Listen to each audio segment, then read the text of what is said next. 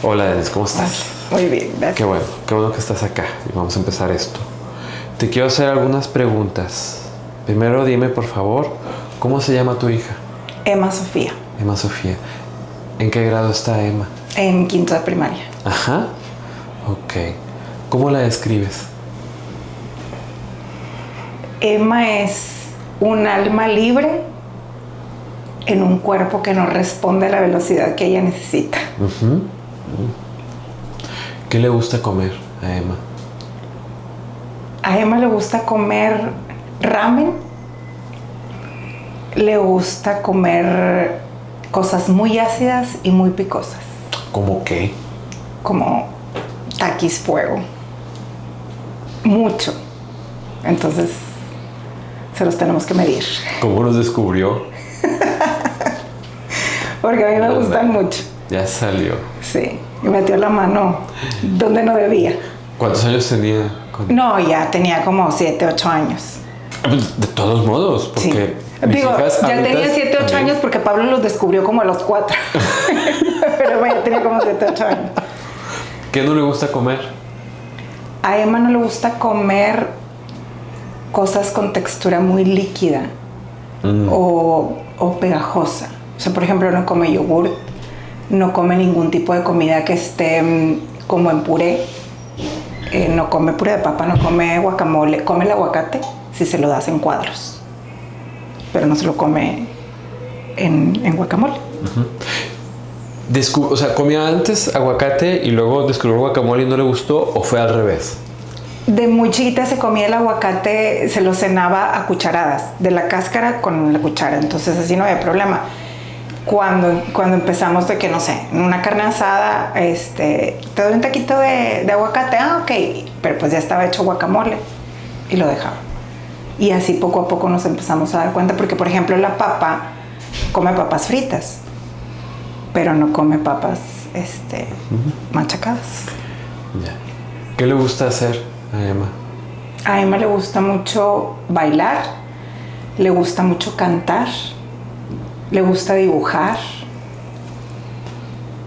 y disfruta mucho platicar con adultos.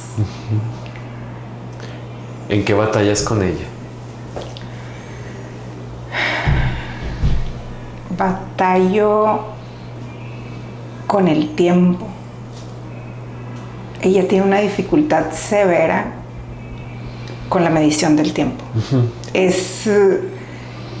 Cuando estaba un poco más chiquita y que no entendía cómo funcionaba un reloj, por ejemplo, o cómo se medía el tiempo, decía que yo apuraba el tiempo. Por ejemplo, si le decía, tienes 5 minutos para ver un video y podamos empezar a hacer otra cosa. Ella decía, cuando yo le decía, se terminaron los 5 minutos, no, es que tú pasaste los 5 minutos bien rápido. Y yo, no, los 5 minutos duran 5 minutos. Y como estaba haciendo algo que disfrutaba, pues el tiempo era relativo. Se pasaron muy rápido esos 5 minutos. Pero si le ponía 5 minutos a leer, que le costaba trabajo en ese entonces, pasan muy lento. ¿Siempre ha sido así? Sí. ¿Ha cambiado? ¿Que ahorita sí percibe de otra manera el tiempo? ¿Así igual? Requiere ayuda. Ajá. Ella sigue sintiendo, pero ahora entiende que es su percepción. Ya después de varios años ha entendido, y también con su maduración, pues ya está más grande. Entiende que el tiempo siempre pasa igual, pero ella lo siente diferente cuando está haciendo algo que le gusta o cuando está haciendo algo que le cuesta trabajo. ¿Cómo es una mañana con Emma? Una mañana con Emma recientemente. Si cambia, dime cómo ha ido cambiando. Han cambiado mucho. Cuando Emma era más pequeña,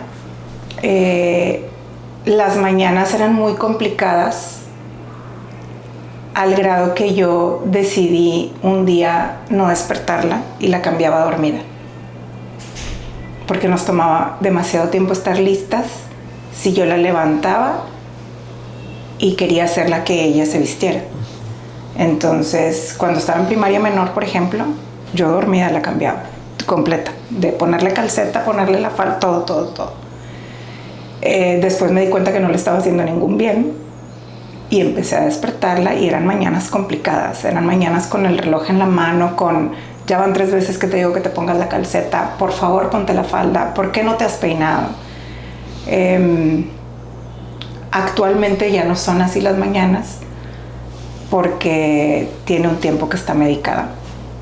Y también la estrategia de en qué momento toma el medicamento ha ido cambiando a medida que hemos ido viendo ciertas dinámicas. Entonces ahorita Emma se levanta, se toma la pastilla y se vuelve a acostar. Te la levanto a las 6 de la mañana, sentada aún en la cama, se toma la pastilla y duerme otra media hora. Y a las 6:30 la levanto y está lista en 20 minutos, sola. ¿En qué se parece Emma a otros niños? Uy, muchísimas cosas. ¿Sí? En muchas cosas le gusta, ahorita en esta edad, pertenecer, ser cool, peinarse como se peinan los demás. Comparte gustos por alguna música, por algunos juegos, intereses por algunos libros. Se parece mucho en que es ruidosa y juguetona. ¿Siempre ha sido así? Siempre. Okay. Muy ruidosa y muy juguetona. Me gustaría que nos hablaras ahorita de estos 3 elementos. Tú me vas diciendo a cuál, bueno, vas viendo a cuál le das más importancia o peso. ¿Cómo fue el embarazo? ¿Cómo fue su nacimiento? ¿Y cómo fueron sus primeros años o sus primeros meses? Ok. El embarazo de Emma fue un embarazo muy deseado y que se tardó en llegar. De hecho, cuando me di cuenta que estaba embarazada, acabábamos de tomar la decisión unos meses antes de que ya no lo íbamos a intentar. Y habíamos incluso empezado a ver opciones como si adoptábamos o si hacíamos una inseminación in vitro. Y decidimos como tomar un año de, este año no vamos a hacer nada. Y pues resulta que llegó Emma. Fue un embarazo complicado hasta cierto punto porque vivíamos en otra parte. Enrique y yo, por el trabajo de Enrique, nos fuimos a vivir a Aguascalientes y nuestras familias estaban aquí en Nuevo León. Entonces estábamos solos. Y fue un embarazo complicado con mi salud. Estuve internada muchas veces. No sé, tal vez 6, 7 veces en el periodo de 7 meses, porque Emma nació prematura. Fue un embarazo complicado en ese sentido, pero a pesar de eso no era, o sea, yo no me sentía triste o no estaba deprimida porque estaba lejos de mi familia. Enrique y yo estábamos solos, pero lo estábamos disfrutando mucho. Pero sí tuve esas complicaciones de salud, de que varias veces tuve que estar internada. ¿Cómo fueron los primeros meses de ella? Complicados porque el parto de Emma fue muy complicado. Si te cuento esa historia, o sea, puedo escribir un libro de la noche en la que Emma nació.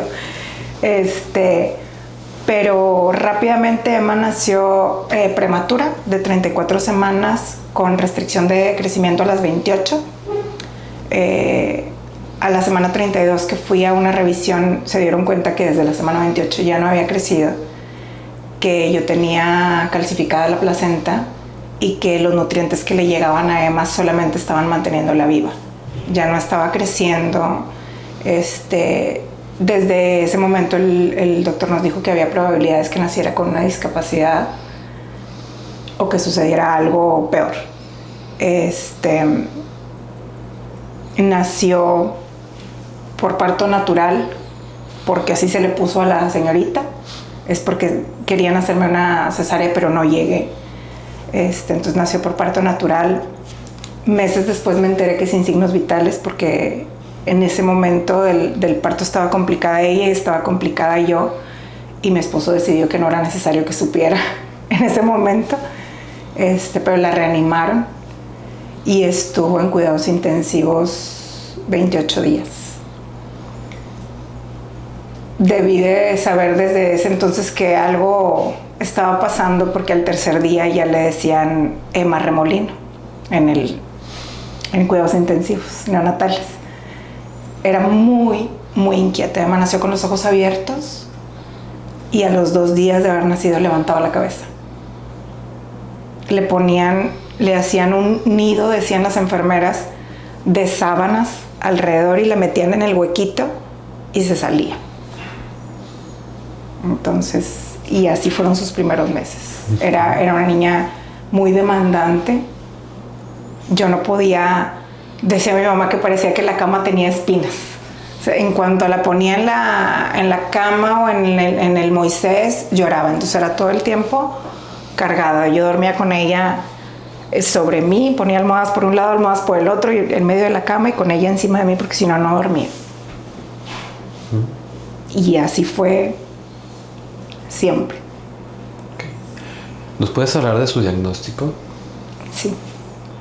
Emma fue diagnosticada a los 7 años, inicialmente con un trastorno de procesamiento sensorial, que desde el inicio nos dijeron que posiblemente terminar en un diagnóstico de TDAH, pero estaban en observación, y 1 año después reafirmaron el diagnóstico de TDAH, y pues esta parte del procesamiento sensorial está comprometida por el TDAH. ¿Tú qué notabas? ¿Qué fue lo que te hizo buscar un especialista o un diagnóstico? Yo notaba muchas cosas, como esto que te digo, que desde chiquita era muy demandante, era muy inquieta, siempre se estaba moviendo, siempre estaba haciendo ruido, siempre estaba cantando, y luego yo solo trataba de decir, no está pasando nada, porque es una niña. Todos los niños son inquietos, hacen ruido, brincan. Pero yo tenía experiencia porque había trabajado como maestra anteriormente, y sí veía como una intensidad distinta en su movimiento, en su velocidad para hablar, en su velocidad de pensamiento. Luego, cuando entró a la primaria, cuando entró al kinder primero, estaban en una escuela que era muy tradicional. Nos empezaron a decir que batallaba. Y yo, ¿pero batalla en qué? No, pues es que se tarda mucho para hacer las cosas. Pero como que nosotros no hicimos mucho clic con la maestra en ese entonces, y entonces ya sabes, no, es que es la maestra. Es que la maestra no le está enseñando bien, o no le dice bien las instrucciones, y la niña por eso no entiende y se tarda. Después vino la pandemia, y cuando me tocó a mí trabajar con ella en la casa, empecé a notar que batallaba con cosas muy específicas. Por ejemplo, en matemáticas. Eran cosas muy sencillas y que yo no me explicaba cómo, siendo una niña tan inteligente, porque siempre ha sido muy lista, yo no me explicaba por qué batallaba con cosas tan sencillas, y llegó un punto en el que yo llegué a pensar que lo hacía adrede. ¿Me explico? O sea, yo decía, ay no, claro que sabe la respuesta, no me la quiere decir. Entonces, pasa la pandemia y llegamos aquí.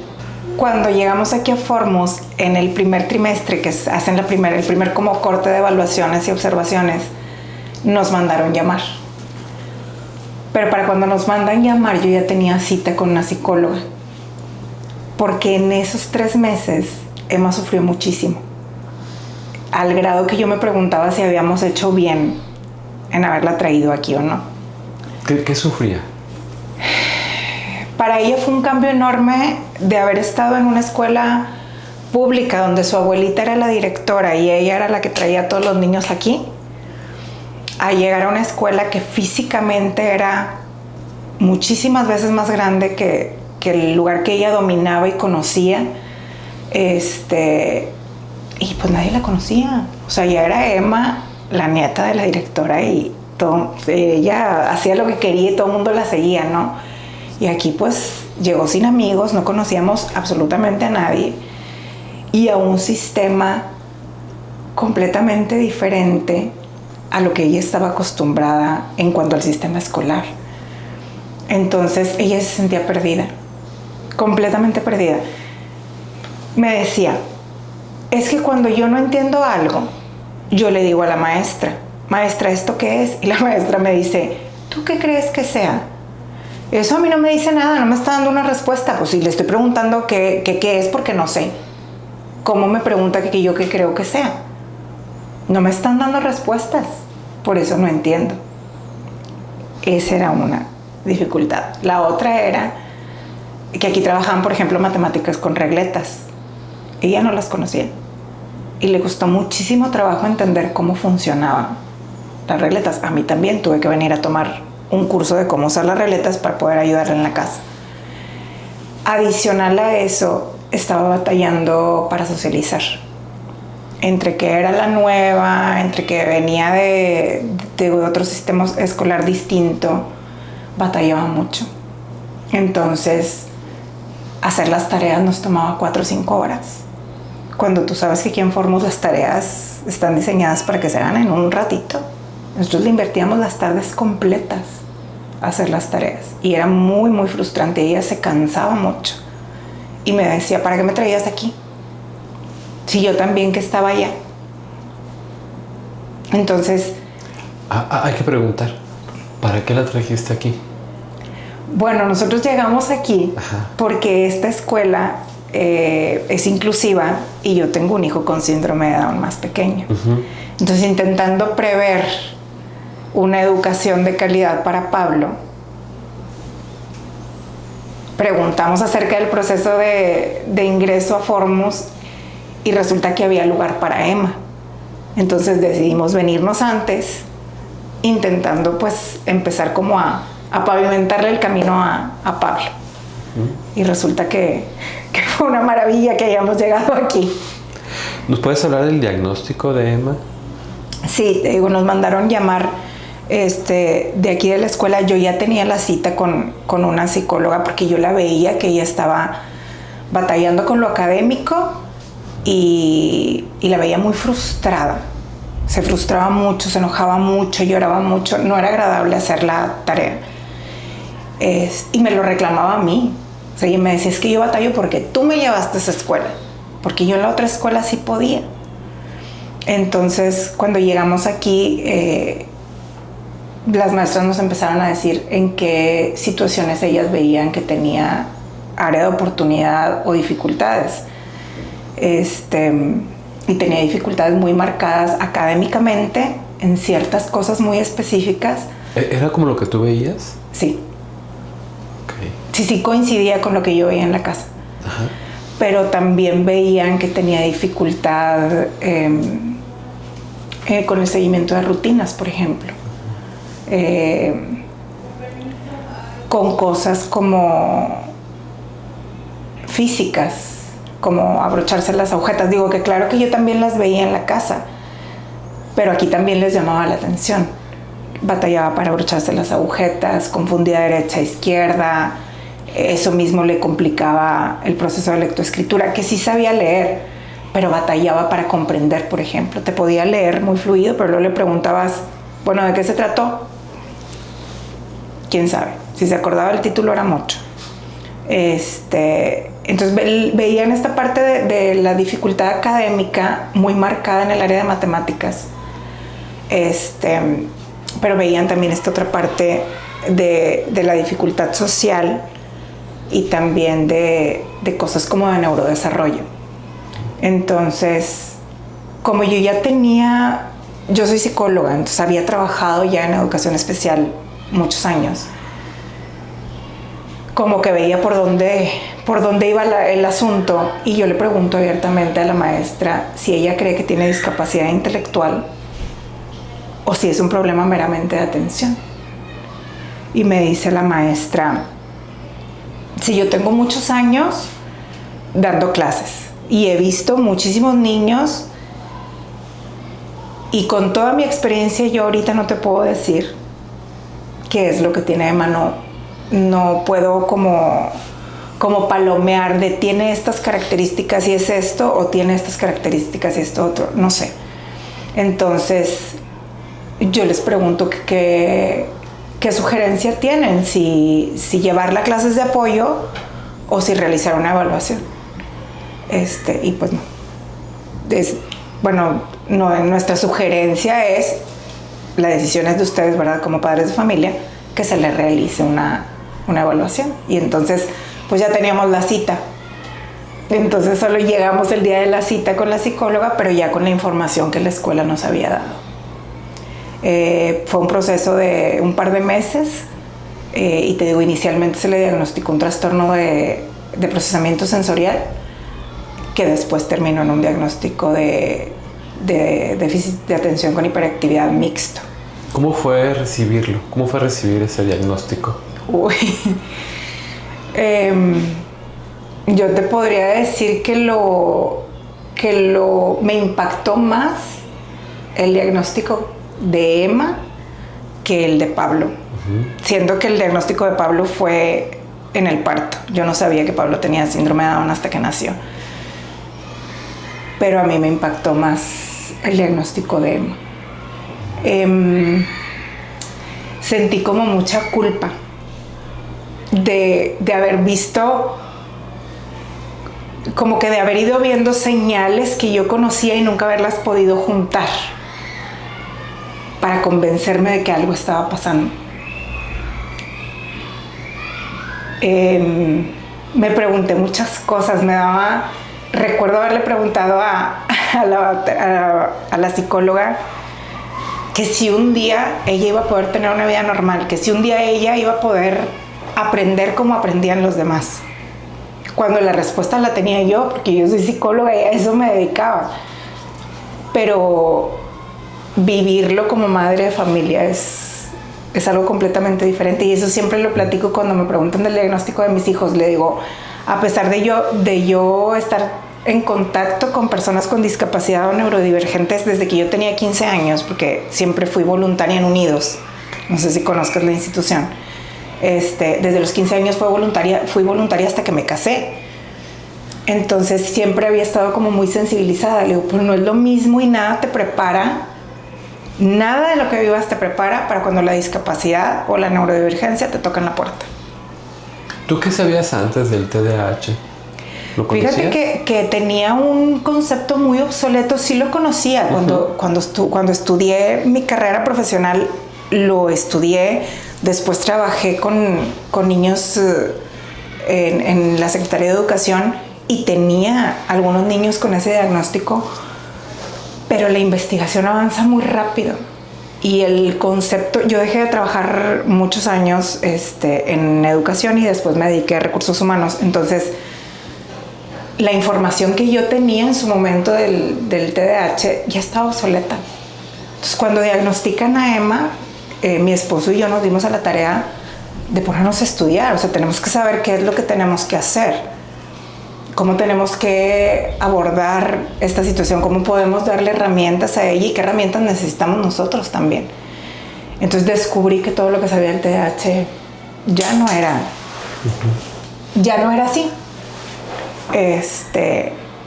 Y me parece muy interesante cómo siento que aún en día el concepto como general del TDAH es ese concepto de antes.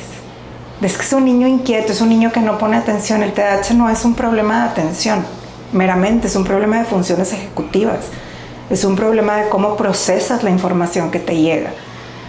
Entonces, sí siento que cambió mi concepto, sí, totalmente, lo reaprendí. Gracias al diagnóstico de Emma reaprendí que era el TDAH. Cuando te enteraste del diagnóstico, cuando te lo dieron, ¿a quién se lo compartiste primero? Bueno, pues mi esposo y yo estábamos juntos. Ajá. Entonces, lo platicamos, salimos de ahí los dos así como, a ver, ¿qué es esto que está pasando? Y pues con mi familia, con mis papás, con mi hermano, solo tengo un hermano, con mis papás, con mi hermano y con su esposa, y pues sí, como que a todos nos hizo sentido. A todos nos hizo sentido. A Emma, mi papá, desde que estaba de meses le decía colibrí, porque no se dejaba de mover. Es un colibrí, es un colibrí. Entonces sí, a todos nos hizo sentido. ¿Qué te ha enseñado esto sobre la infancia?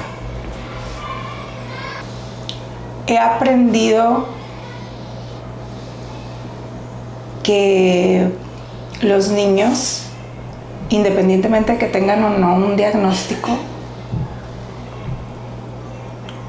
están en un proceso constante de reacomodo, de aprendizaje y de maduración. He aprendido que todos tienen retos diferentes que los enfrentan a su propio ritmo y con sus propias herramientas, y que eso está bien.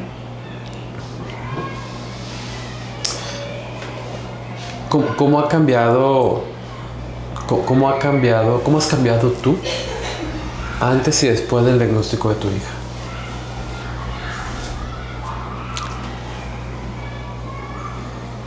Creo que he aprendido a ser más empática. Con el diagnóstico de Emma se despertaron como muchos miedos y muchos temores y muchas cosas que no sabía que tenía ahí guardadas. Y una de ellas es entender que... Ay, permíteme tantito. Que diagnósticos como el de ella, que no son evidentes, son complicados. Cuando vemos a veces a un niño, o incluso un adulto, pero sobre todo pasa con los niños, cuando vemos a un niño comportarse de alguna manera en cierta circunstancia, luego tendemos a decir como, ay, o sea, qué falta de respeto, o qué niño tan chiflado, o por qué su mamá lo deja que haga o que se porte así. Pero si vemos ese mismo comportamiento en un niño con síndrome de Down, por ejemplo, no lo juzgas igual. Porque evidentemente el niño con síndrome de Down pues tiene algo. Se lo ves y lo puedes entender y empatizas con él. Pero con niños con un diagnóstico invisible, por decirle de alguna manera, como son el TDAH o el autismo, o algunos trastornos de procesamiento sensorial, a veces es difícil empatizar. Entonces,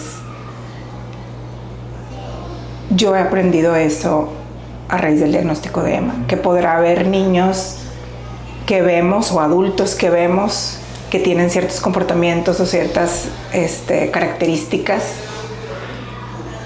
y tenemos que ser empáticos porque no sabemos qué está provocando ese comportamiento o esa característica de esa persona. ¿En algún momento has sentido miedo? Todos los días. Todos los días. Es justo esta parte que te digo, el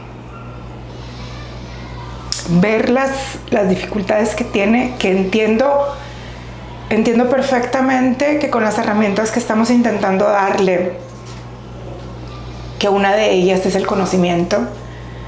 Yo peleé mucho que le dijéramos a Emma su diagnóstico, y la terapeuta me decía que no, y su papá me decía que no. Y yo le decía, yo creo que es importante que ella sepa su diagnóstico porque la información es poder. Porque si tú le permites a ella saber cómo funciona su cerebro, ella va a poder más adelante, no en este momento tal vez, pero más adelante va a poder gestionar sus recursos. Va a poder entenderse a sí misma de cómo funciona y por qué funciona así, y va a poder autogestionarse herramientas y cosas que le ayuden. Pero sí tengo miedo, más que nada de que no siempre el mundo está preparado para ser empático con situaciones o con personas como Emma, que funcionan diferente. El mundo no está diseñado para personas neurodivergentes. Y aunque ahorita hay mucha apertura y se está conociendo mucho más sobre esto y se habla más abiertamente, todavía no es suficiente. Y tengo miedo de qué dificultades ella pueda encontrarse afuera. ¿Qué futuro ves para tu hija? Yo sé que ella va a ser lo que ella determine, porque tiene una voluntad férrea. Cuando a ella se le pone algo en la cabeza, no hay poder humano que la haga cambiar de opinión. A veces es bueno, a veces no tanto. Pero sé que ella va a lograr lo que ella quiera. Solamente tengo... no sé qué palabra usar. Solamente me duele que sé que se tiene que esforzar el doble o el triple que los demás para lograrlo. Te voy a compartir 3 frases. Quiero que me digas lo que pasa por tu cabeza cuando lo escuchas. Evaluar es exagerar. No. Lo peor que puede pasar si evalúas a un niño y no pasa nada, pues es que no pasa nada. Y si lo evalúas y encuentras algo, tienes la oportunidad de brindarle herramientas. Saber es acompañar. Sí, estoy convencida de que saber es acompañar, y creo que también es importante que los niños, en la medida de lo posible para la edad que tengan, sepan y entiendan qué es lo que les está sucediendo. En la infancia los diagnósticos se escriben con lápiz. Sí. Sí, porque el diagnóstico nunca te dice qué va a pasar más adelante. El diagnóstico solamente te permite encontrar mejores caminos para llegar a otro lugar. Pero el cerebro es maravilloso. Y si les brindamos a los niños las herramientas adecuadas, el diagnóstico se puede quedar ahí y servir solamente como información. ¿Qué le puedes decir a esa gente que no da el brinquito, que no da el paso de activarse y buscar ayuda, buscar profesionales, ponerle nombre a lo que están viviendo como familia? ¿Tú qué les dices a ellos que están en ese punto? Que estoy seguro que lo puedes identificar en ti y en tu historia. Yo creo que es complicado porque cuando ya recibes un diagnóstico, ya no tienes oportunidad de hacer como que no pasa nada. Cuando recibes un diagnóstico nos tenemos que poner a trabajar. Entonces siento que a veces entre que nadie queremos que nuestros hijos tengan nada porque pues son nuestros hijos, no queremos que batallen, no queremos que sufran, entonces está esa como parte de la negación a aceptar algo, ¿no? Y por el otro lado si lo acepto, ¿qué es lo que esto implica? ¿Qué es lo que tengo que hacer? Y siempre es trabajo, la verdad. Es mucho trabajo. Pero lo dijiste ahorita, es acompañar. El ponerle nombre a lo que nuestros hijos necesitan es una manera de amar también. Y de educar y de darles herramientas. Entonces, ¿qué les puedo decir? Que entiendo que es difícil, pero es liberador también. ¿Tú qué crees que la Denis que recibió el diagnóstico, qué le podría preguntar a esta ahorita que entiende más, que sabe más? ¿Qué pregunta hubieras podido hacerte de allá para acá? Porque no lo hice antes. Yo siento que con Emma perdí mucho tiempo. Siento que pude haberle ayudado antes.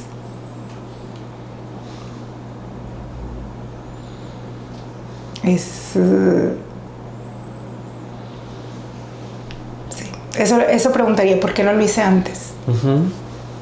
Pero bueno, estaba yo concentrada en otras cosas. Tener 2 hijos neurodivergentes no es fácil.